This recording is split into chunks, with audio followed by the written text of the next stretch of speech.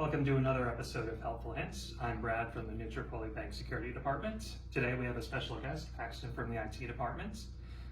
Today we're going to be talking about back-to-school scams. It's the back-to-school season, so we thought it would be a good idea to talk about some of the scams that tend to happen towards students and how best to prevent them. First, we're going to talk about the federal student tax scam.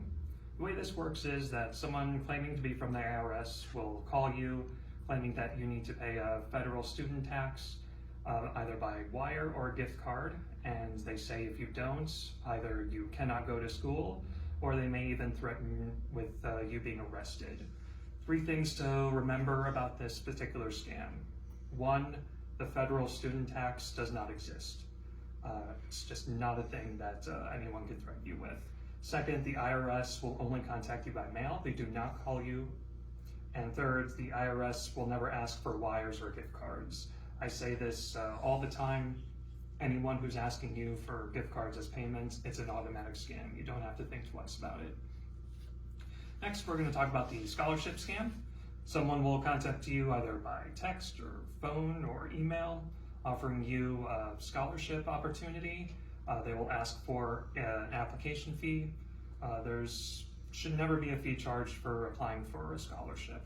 So if you would like to apply for a scholarship, do your own research, make sure it's a legitimate scholarship to apply for. In terms of FAFSAs, just fill them out yourself. If you need help, you can ask someone in the family. Also, there are apartment scams for when you move away to go to school. So you'll answer an ad and someone will respond asking for money up front or to sign a lease immediately. If you do this, you'll later find out that either the apartment does not exist or that the apartment in question, the person you were in contact with, had no association with it. They just chose a address to advertise. A simple way to avoid this scam, just do not pay anyone up front or sign anything until you've seen the property in person and that you've spoken with the landlord. Lastly, we have the fake credit card scams. This one's very popular. You're going to get a lot of ads, legitimate and not legitimate, for credit cards. Don't respond to the ads. You might end up with something that has some very high fees or very high rates, or it could be someone who is not a credit card company. No, they're just trying to get your information to commit identity fraud against you. So again, do your own research. Find a credit card if you want one that has fees and rates that are appealing to you. These are just some of the rates or some of the scams that we have going on. We have a lot more resources either on our website, newtripollibank.net, or we have plenty of reading material in the branch of each bank.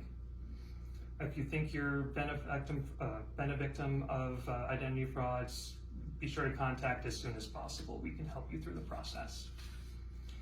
We'd also like to take this opportunity to talk about the Smart Start checking accounts. This is for teens and young adults that would like a checking account. If you are 18 or older, you can sign up for one yourself. If you are under 18 years of age, you will need a parent or guardian to be on the account with you. But it's a good account. It's no monthly fees. You get online banking, you get debit card. You can sign up either online or you can come into one of our Untitled Bank lobbies to sign up for one. And now we're going to hear from Paxton.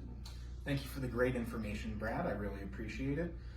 We just wanted to share a couple tips from this helpful handout, etc.